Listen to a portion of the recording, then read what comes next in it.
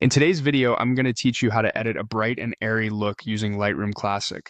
For those of you who have been wanting to enhance your photographs with that light, fresh aesthetic, this is the perfect tutorial. Let's dive right into it. Start by opening up your Lightroom Classic application on your computer. Once the program is up and running, the first thing you need to do is import your photo. You can do this by navigating to the File menu located at the top left of the screen.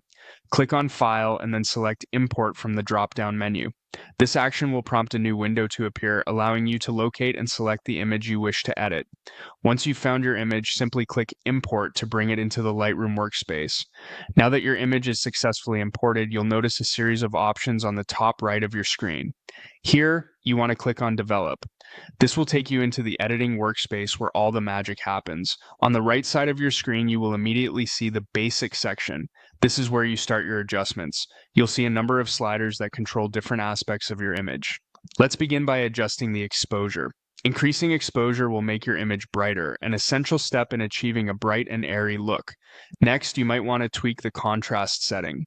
Lowering the contrast can give your photo a softer feel, which aligns perfectly with the bright and airy aesthetic. After this, look at highlights and shadows. Reducing highlights can help bring back some details in the bright areas of your photo, while raising shadows can reveal more in the darker parts. Moving on to whites and blacks, these sliders help in balancing the light and dark areas of your image. Increasing whites can enhance that airy brightness, but be careful not to overexpose. Similarly, adjusting blacks can help in maintaining some depth without creating heavy shadows.